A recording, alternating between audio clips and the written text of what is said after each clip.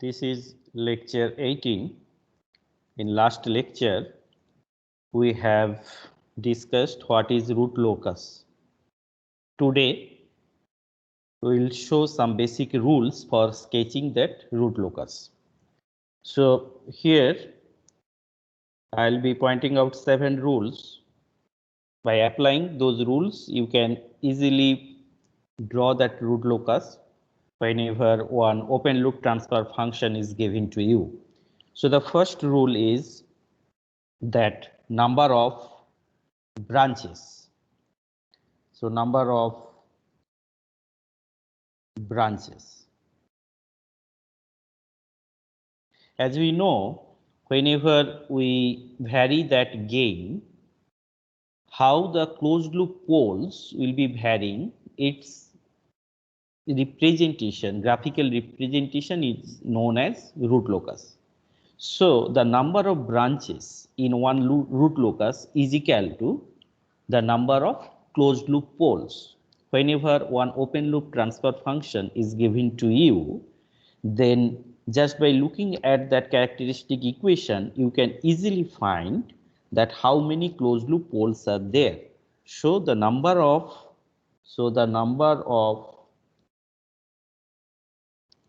branches, so the number of branches of the root locus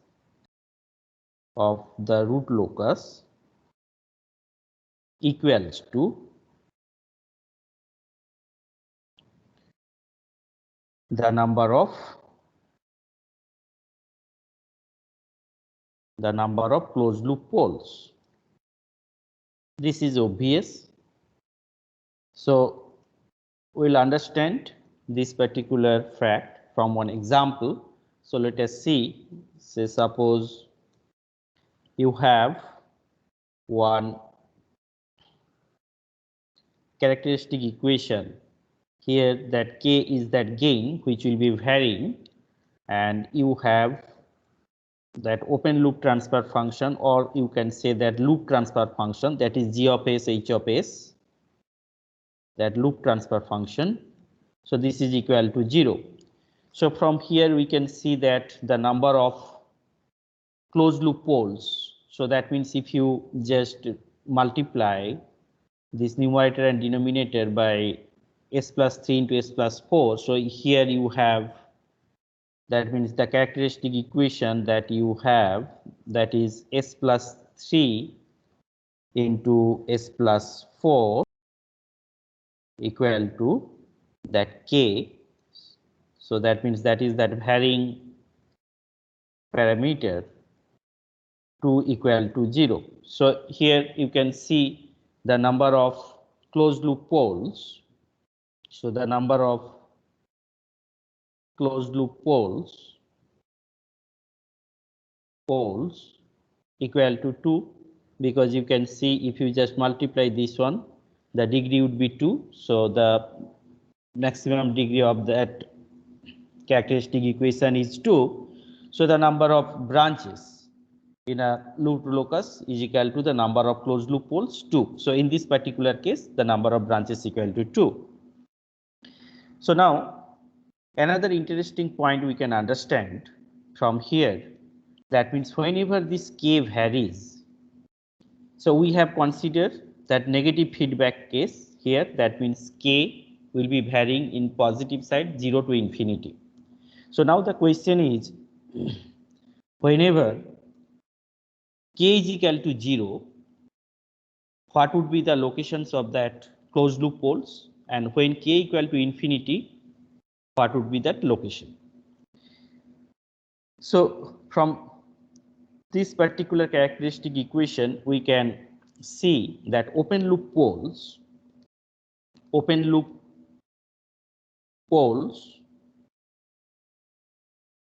so two open loop poles are there. One is at -3 and another one is at -4. And 0, there is one finite 0, that is -2, and another 0 is there, that is at infinity.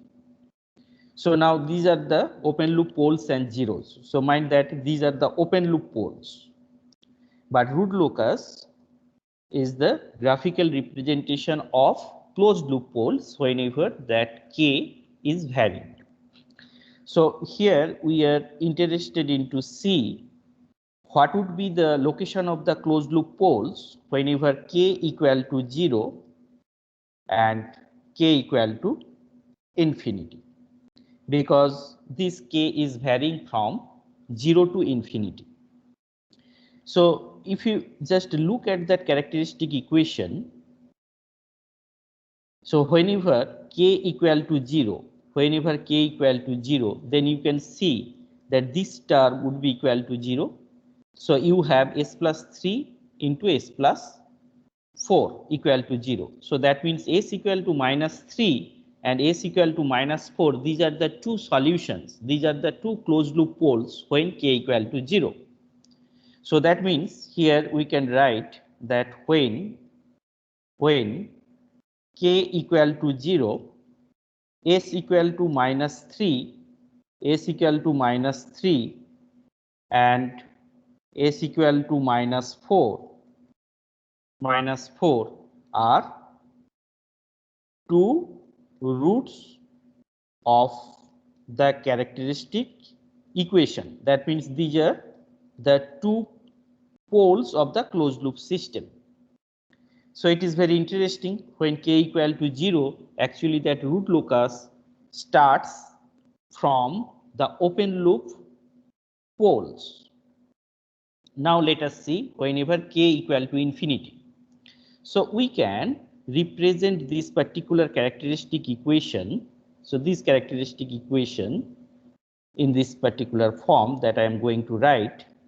So if we divide by K, that is 1 by K equal to s plus 2 divided by s plus 3 to s plus 4 equal to 0. So now we can divide this particular term, numerator and denominator, by s square. So if we divide that one, what we get, that is 1 by s plus 2 by s square, and here we have 1 by s plus 3 by s square, and here we have 1 by s and 4 by s square equal to 0. So now when K equal to infinity, K equal to infinity, K tends to infinity, so this particular term would be equal to 0. And now we can see that. So that means this term would be equal to 0. So now you can see that what would be the value of s whenever this particular equation is satisfied, characteristic equation, that is s equal to minus 2. So what is that s equal to minus 2? That is actually that open loop 0. So it is very interesting that whenever K tends to infinity, that root locus, that particular branch, tends to or approaches to the open loop 0. Again, repeating, when K equal to 0, so then you can see that this characteristic equation is satisfied at s equal to minus 3 and s equal to minus 4. So that s equal to minus 3 and minus 4, they are actually the open loop poles.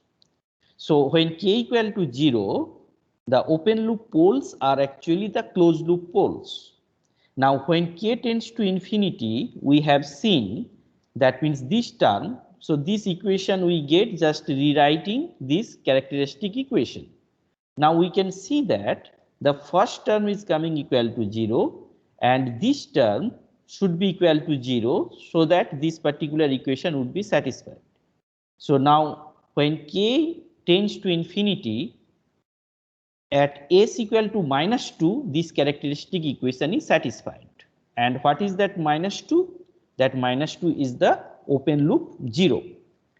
Another interesting thing is, if we look at this particular expression, so this expression we get just rewriting the characteristic equation.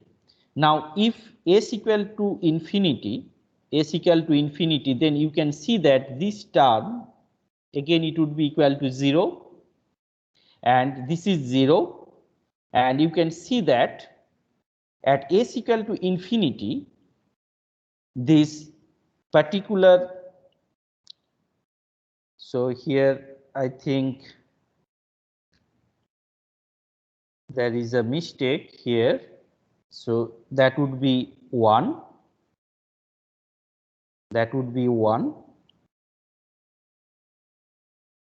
because we are dividing by s square, so it would be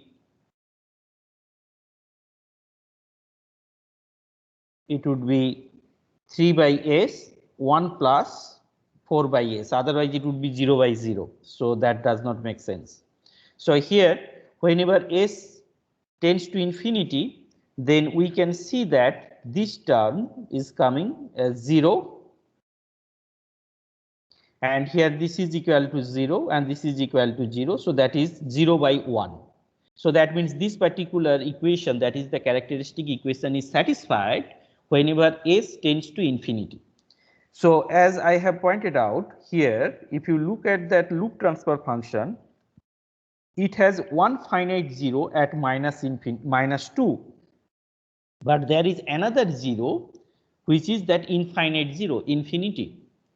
So when k tends to infinity, then that root locus approaches to the zeros of the open loop plant, because here the two zeros are there. One is that finite 0 minus 2 and another one is infinite 0 infinity, and from this particular expression we have shown that when k is tending to infinity, then that when k tends to infinity, then s equal to minus 2 is a root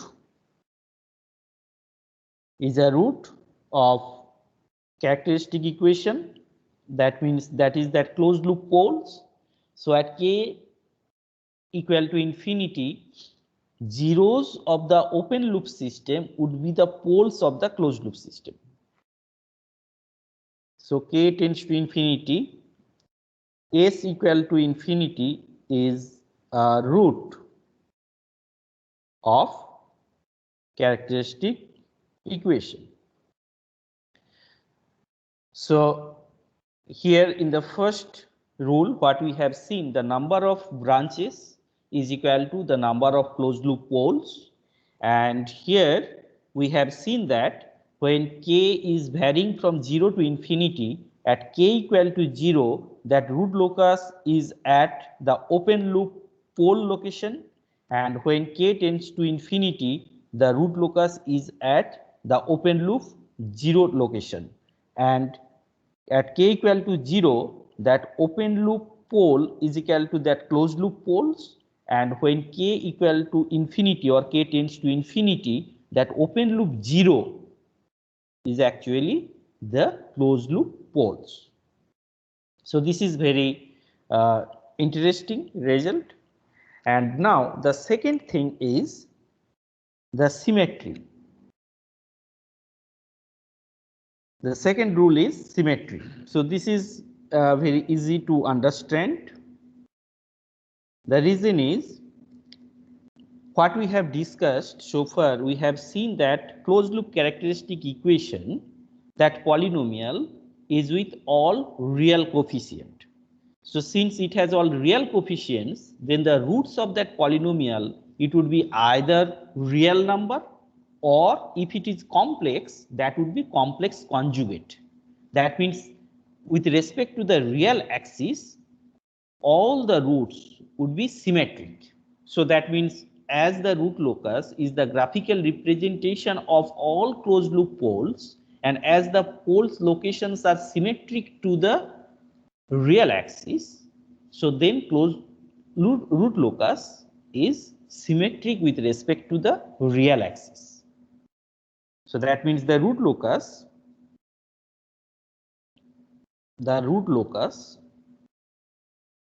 is symmetrical about the real axis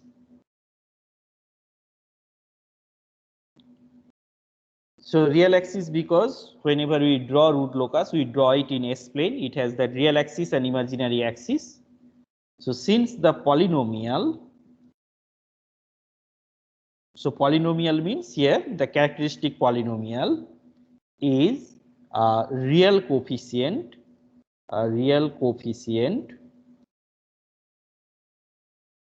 polynomial.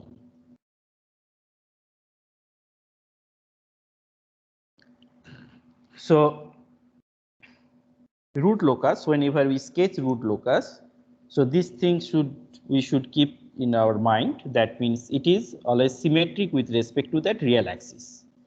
So let us see what is the third rule. That is that real axis segment.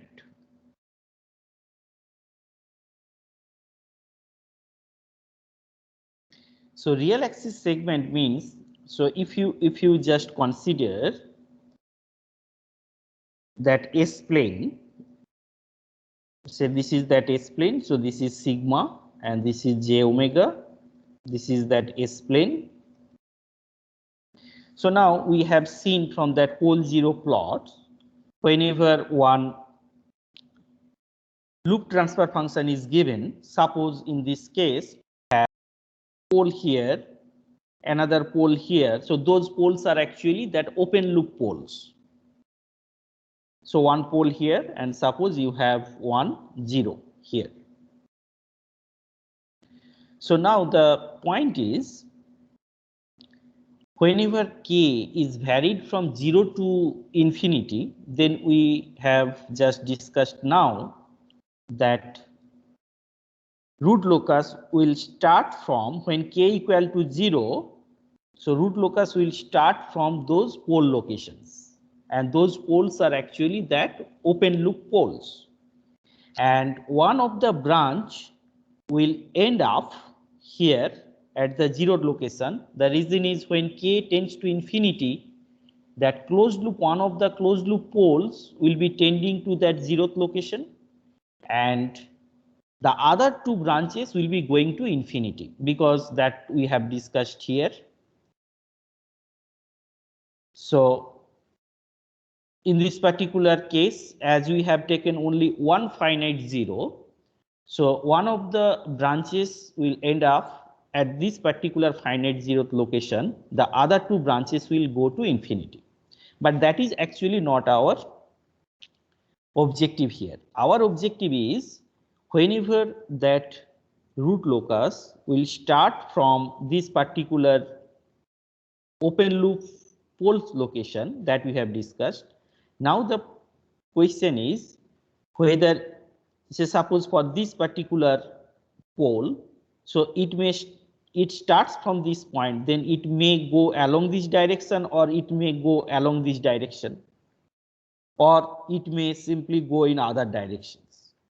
So now the question is the real axis segment. The real axis segment means whenever that poles, closed loop poles or root locus will be moving on the real axis, which portion of the real axis will be the part of root locus.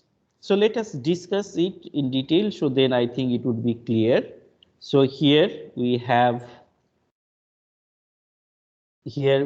say two open loop poles, and let us see. So suppose you have one pole here, another pole here, or you have 1 0 here, another 0 here. So these all are the complex conjugate poles and zeros. So now if this particular portion of the real axis belongs to the root locus, that means when k is varied from 0 to infinity, that closed loop poles will be here in this particular branch. So then our objective is, which portion of the or which segment of the real axis would belong to the root locus. So now if we just consider a point here, or if we consider a point here, then let us see what would be the contribution of complex conjugate poles and zeros. Contribution of complex conjugate poles zeros means what? We have seen that angle contribution, that means a particular point would satisfy the characteristic equation whenever g of s, h of s would be equal to 2k plus 1, 180 degree. That thing we have seen in last lecture. So this particular condition needs to be satisfied. So here if we take that k equal to 0, so that means 180 degree.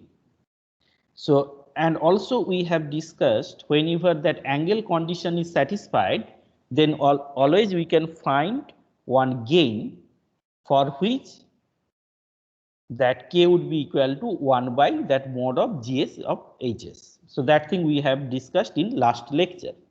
So now we are interested in to see, that means what would be the angle contribution, what would be the angle contribution whenever we have that complex conjugate poles and zeros.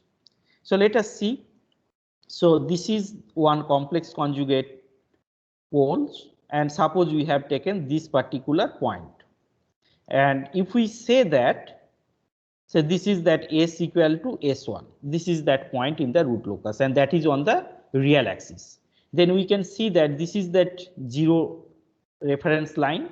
So this is that angle contribution, and here you can see that this is that contribution, because these are the two vectors. So what is the contribution? So this angle plus this angle would be equal to 360 or 0 degree, and here you can see that means what would be the contribution from a complex conjugate 0. You can see here that this is that angle, and here this is that angle. So that means this angle and that angle, again that is 360 degree. So if you take any point on the real axis, the contribution of the angle contribution of the complex conjugate poles or 0, it would be always 360 degree or 0 degree. So that is very interesting and important concept in root locus. The resultant contribution of complex pole and or 0, that means if you take pole or 0 or pole and 0, is always it is 360 degree or 0 degree. So that means you can say that the pole, that means if you have complex conjugate poles or zeros, and if you take any point on the real axis, the contribution due to that complex conjugate poles and zeros, it would be 0 degree. So that means if you have complex conjugate poles or zeros like this and that, so what you can have? You can have 0 degree here. So now, but one particular point on the real axis, suppose this point, we have considered this particular point, so s equal to s1 would be the solution, would be the root of the characteristic equation if it satisfies this particular condition, angle condition. But we have seen that if it has complex conjugate poles or zeros, its contribution is 0 degree. So we need actually 180 degree to satisfy it. So let us see what happens. So suppose you are here. So if you are here, so then you can see that for this particular pole, its contribution is 0. For particular pole, its contribution is 0. Why I am telling 0? Because if you just draw this vector, then this is along that 0 degree line. For this one is also 0. For this one is also for 0. For this one is also for 0. So that means here you are getting 0 degree equal to 180. That means if you take any point in this particular segment, that means from this particular pole location to plus infinity, always you will be having 0 degree here. That means it does not satisfy this equation. So this particular segment does not belong to root locus. So let us see what happens if we consider from this particular segment to this segment.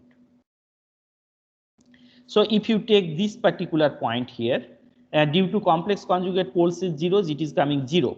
Now, if you take any point inside this range, then what you can see that, suppose this is that point, then for this particular pole, you have contribution 180 degree. For this one, you have 0 degree. So that means, and for this one, this is 0, and for this one, this is 0.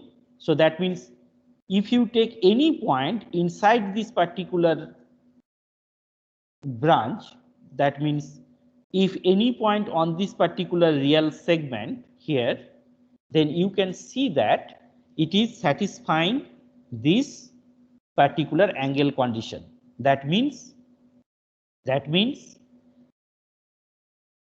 for this particular pole, it is contributing 180 degree, and the other two poles, this pole, that pole, and this 0, they are contributing 0 degree. So we have seen that from here to here, this particular portion belongs to the root locus. The reason is it satisfies this angle condition. So let us see here. So now if we just consider this particular segment from here, from this particular pole location to this location, then what happens? Suppose you have a point here. So if you have a point here, then you can see that for this particular pole, it is 180 degree, and for this pole, again it is 180 degree. So it becomes 360 degree. And for this one, it is coming 0 degree, and for this one, it is coming 0 degree. So that is 360 degree equal to 180 degree. That means it does not satisfy it. Similarly, if you look at here in this particular segment, then you can see that if there is a point here, then for this one, this is 180 degree. For this one, this is 0 degree. And for this one, it is 180 degree. That means 360 degree plus for this one, it is 180 degree. That means it satisfies this particular condition. So interestingly, we have seen that this particular segment again belongs to the root locus. But if you look at here, this particular segment, that means from this location to minus infinity, you will see that this particular portion again does not belong to the root locus because it does not satisfy the angle condition. So what interesting thing we have seen, how to know that which portion of the real axis belongs to the root locus. Mathematically, the portion that satisfies this angle criteria, that belongs to the root locus. But here we have seen that this is one pole location, this is another pole location, this is another pole location, this is the 0 location. So if you start counting from here, you can see that this is 1, this is 2, this is 3, this is 4. I have started counting from this side. Now, if you are here, and if you look on the right, how many poles or zeros are there? 1. That means odd number. If you come here, so how many poles and zeros are here on the right hand side? 2. So even number. If you come here, how many poles and zeros are there? 3. That means odd number. So that means the portion of that real axis would belong to the root locus if you look to that right, and if the number of pole and zeros is that odd number, then only that portion would belong to the root locus. So let us write And then I think you understand this very important thing that on the real axis, for k greater than 0, because we are discussing that positive k, the root locus exists. So again, it is on the real axis. We are actually discussing which segment of the real axis belongs to the root locus. That means which segment of the real axis satisfies this angle criteria.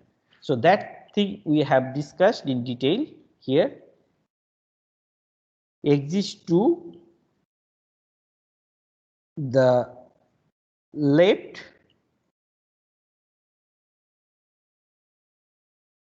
of an odd to the left of an odd number of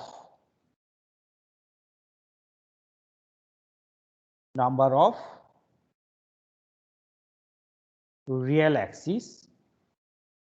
So that means if you look at to your right,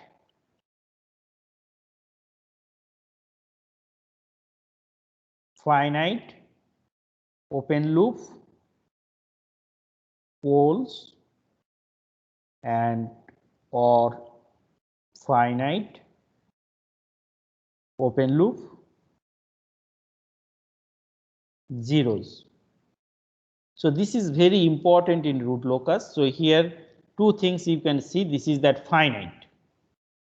So on the real axis for k greater than 0, the root locus exists to the left of an odd number of real axis finite open loop poles and or finite open loop zeros. So here you can see that you may ask, if we have some complex conjugate poles and zeros, then what to do? So first of all, we have discussed, if you have complex conjugate poles and zeros, its contribution is 0 whenever you are on the real axis. So which portion of the real axis belongs to that root locus? In that case, complex conjugate pole zeros contribution is 0 there. So now here we have seen that you have a pole here, you have another pole here, you have here another pole and 1 0. So these all are finite poles and zeros. According to this statement, the root locus exists to the left of an odd number. So this is 1. So left to this odd number means this portion. Now if you come here, now you can see on the right you have two numbers. So that is not odd. So that means this portion does not belongs to that root locus. But if you come here, you can see that this particular portion again belongs to the root locus, because if you are here, then you can see that on the right you have 3 number of poles, but if you are here, you can see that you have 4 number of poles and zeros. So in this particular example, so this particular portion and this particular portion belong to the root locus. So this is very important. This rule 3 is very important. So now let us see the fourth rule, that is centroid and asymptotes.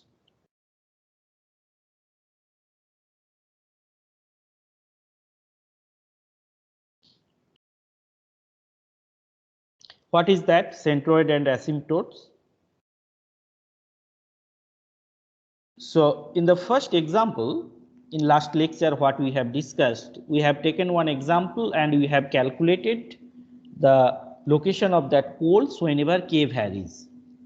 We found that at a particular point, those poles become complex conjugate. That means they just diverge from that real axis. So whenever you start varying that k, after a value of k, you will see that those poles will be complex. That means they will be going away from the real axis. So here, if you have some zeros, open loop zeros, which are infinite zeros, so in that case, this is one of the rules of root locus. That means when k tends to infinity, so in that case, that root locus approaches straight line as asymptotes. So let us just discuss these things through some example, then I think it would be clear. Let us see. So first of all, the statement is the root locus approaches straight line.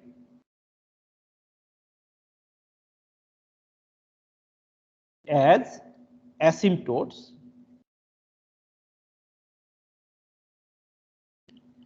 as the locus approaches infinity. So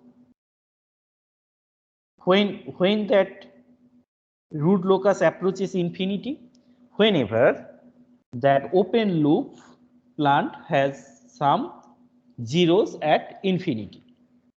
So that means here, if we just consider that this is that real axis and this is that imaginary axis, say suppose you have one pole here, another pole here. Just now what we have discussed, that this particular segment would be the part of the root locus. The reason is, if you are here, you can see that on the right you have only one pole, that means odd number. Or on the other way, if you just start coming from this particular side, then you can see that on the right you have odd number of poles, but if you are here, then you can see that you have two. So that means this portion does not belong to the root locus. So this particular portion belongs to the root locus. So now if you start, so what we have seen so far, that means this particular value would be k equal to 0 and k equal to 0, because root locus starts from the pole locations, open loop pole location. So then if you start varying that k, we have seen that when k tends to infinity, those poles will be moving towards that 0, open loop 0. So that means there should be a point somewhere it will go away from the real axis.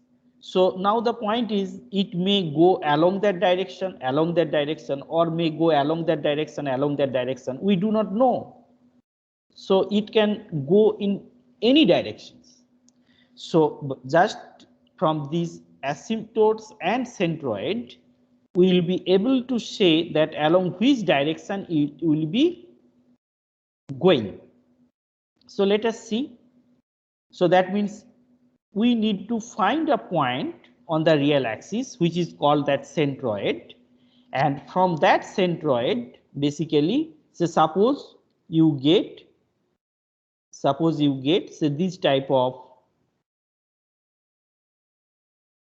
suppose you get, say this is that centroid.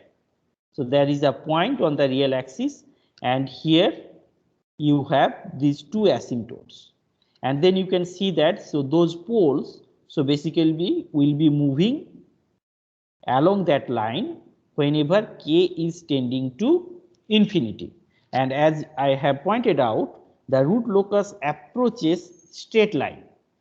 So we are actually sketching that root locus because we want to get that qualitative locations of that roots, and when k is tending to infinity, this particular root locus follows that straight line.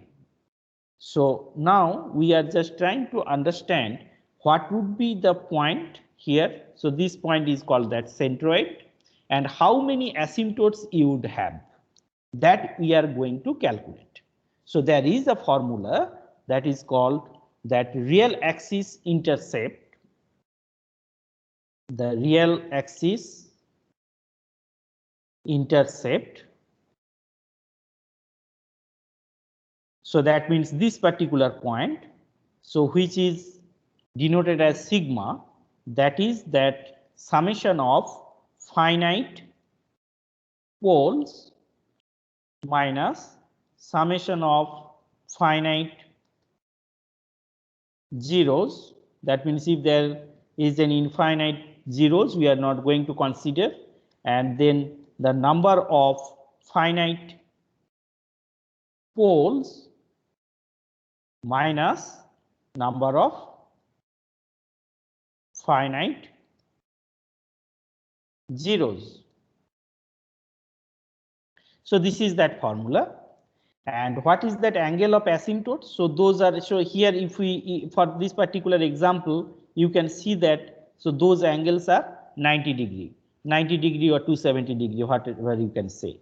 So what would be that angle? Because if we get that particular point, if we get this particular point, and if we know that angle, so then we can easily draw what would be the asymptotes. So that's why what would be the formula for getting that angle of asymptotes? So angle of asymptotes, that is equal to theta. So that is equal to 2k plus 1 into phi divided by the number of finite poles minus number of finite zeros. So here you can see, and k equal to say 0 plus minus 1 plus minus 2, so on. Here you can see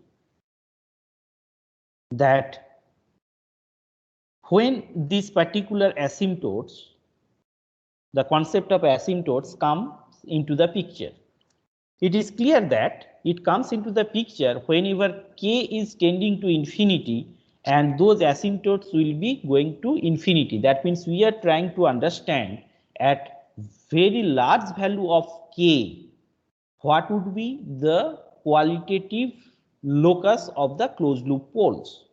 So it happens whenever there exists some zeros, open loop zeros at infinity. So that means this particular concept would work whenever, so it is needed, so those formulas are needed when some zeros are at infinity. And whenever some zeros are at infinity, so it means, so particular case, if you see this example, that here there is a 0 at infinity, and whenever there is a 0 at infinity, you can see how many finite poles are there, 2. How many finite 0 is there, 1.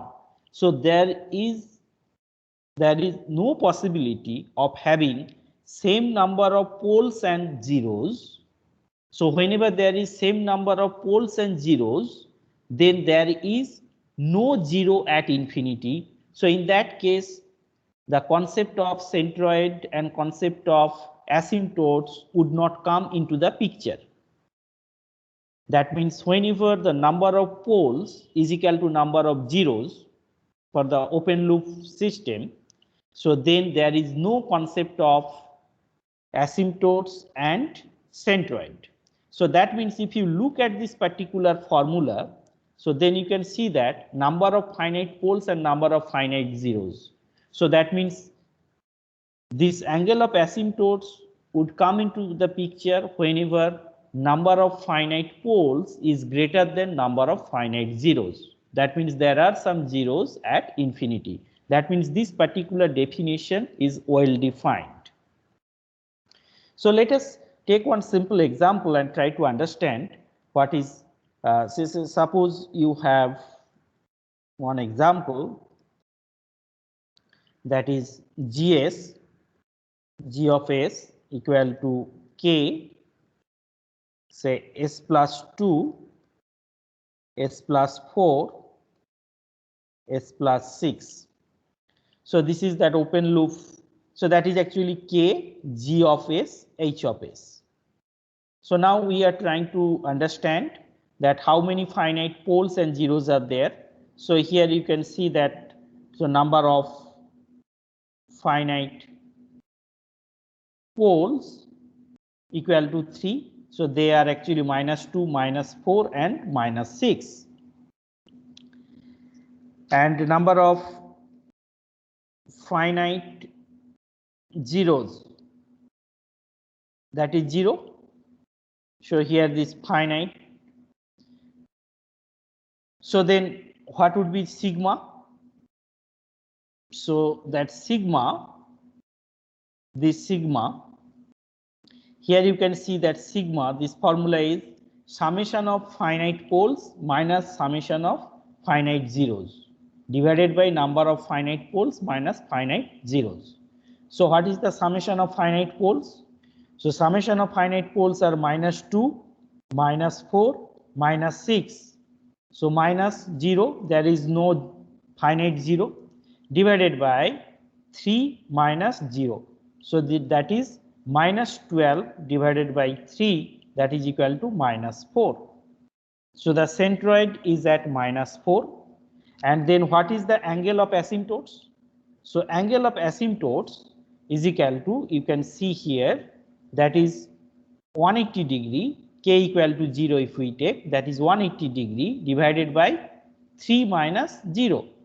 So that is 180 degree divided by 3 minus 0. So that is 60 degree.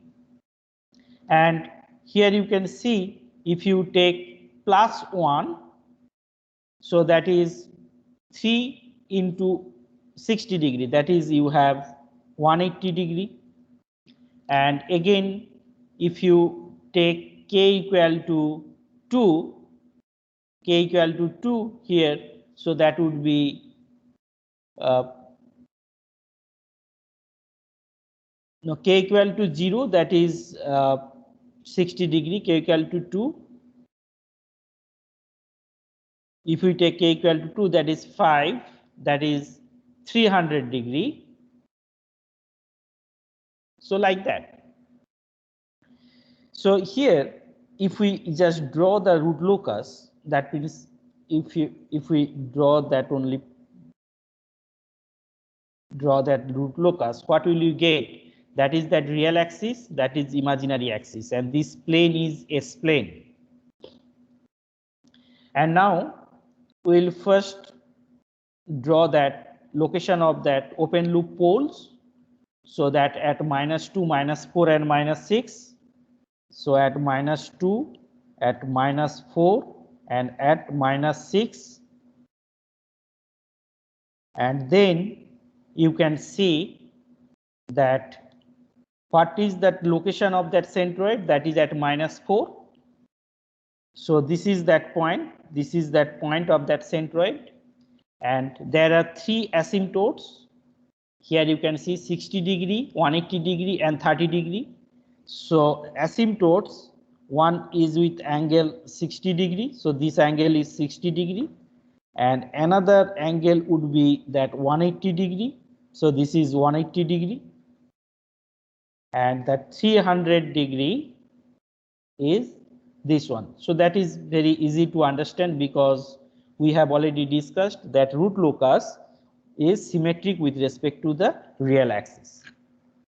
So applying this particular rule, that fourth rule, we found this part of that root locus.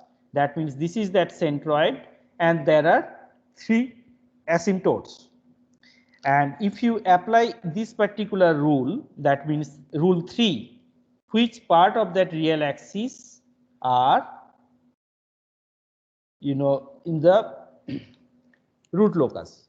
So here you can see that this portion, that means if you are here on the right, you have only 1, and this particular portion, they are inside that root locus.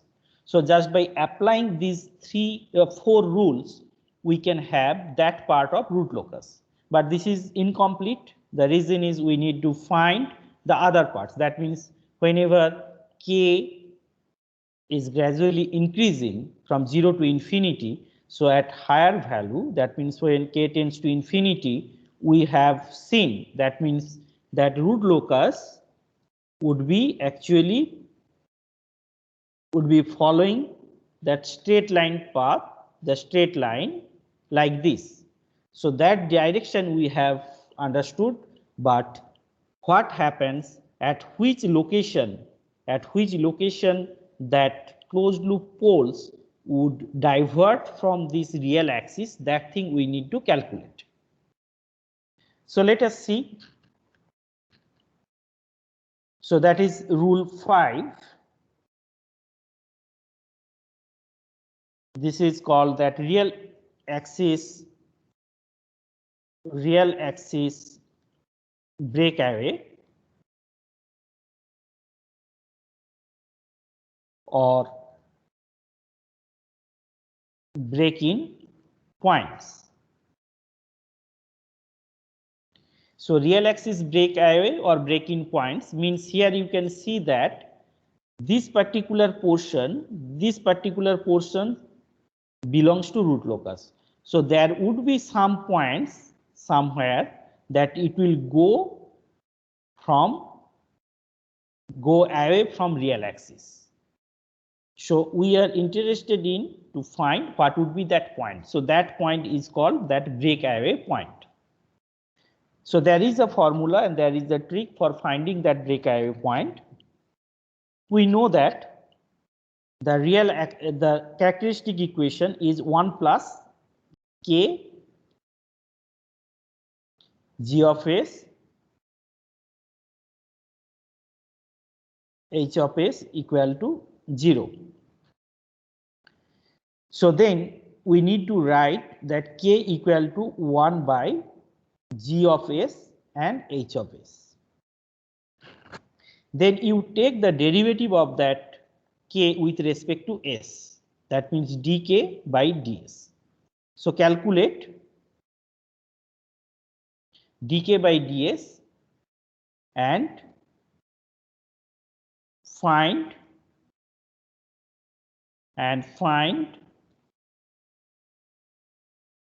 the value of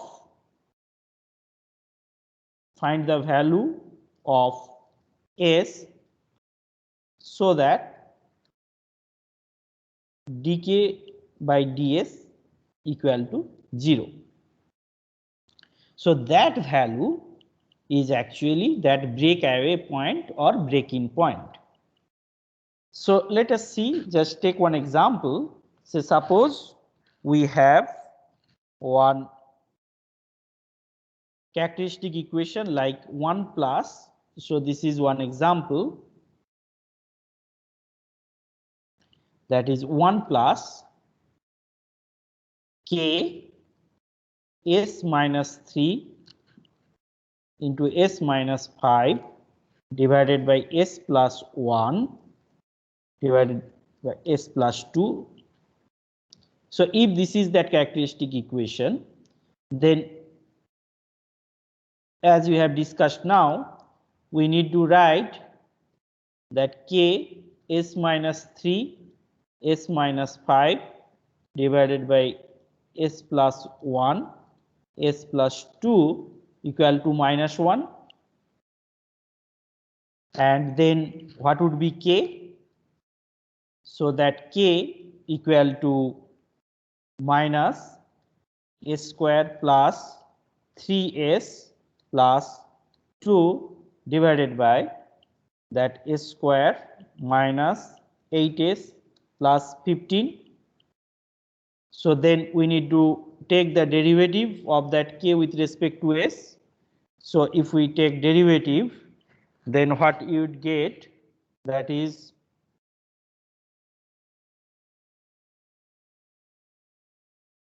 so you all should check this one,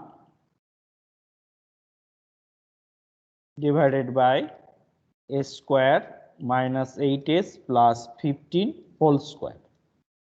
So now at break in or break away point, so dk by ds equal to 0. So what would be that value? So you get one value is minus 1.45 and another value is S2 equal to 3.82. So then you need to check that which point belongs to the root locus. If both of them belong to the root locus, then one of them would be that break away point and other one would be break in point, or they may be both break away point. So that thing we need to check from that root locus. So what we have discussed here, that means whenever a characteristic equation is given, then you write that characteristic equation in that form, k equal to minus of 1 by g of hs. And here we have taken that one example, and we found that dk by ds equal to 0 at break in and break away point, and we get 2 points here, and we need to see whether those 2 points are on the break away point or not. You may ask how to check that one, because if you apply that rule 3, then you can see that which part of the real axis belongs to the root locus, and those break away and break in points, they are actually the real numbers. So just applying that concept, you can easily find which part of that which point belongs to the root locus. From there we can find that which one is that break away or break in point. So what we have discussed today, so we have discussed say 5 rules for sketching that root locus. The first one is the number of branches in the root locus is equal to the number of closed loop poles, and when k equal to 0, so then that root locus starts at open loop poles, and when k tends to infinity, then it ends up at open loop zeros.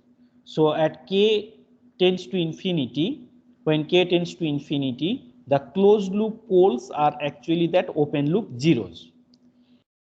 The second thing we have discussed, that it is symmetric with respect to real axis, as all the coefficients are real. The third one is very important, that means which part of that real axis belongs to that root locus.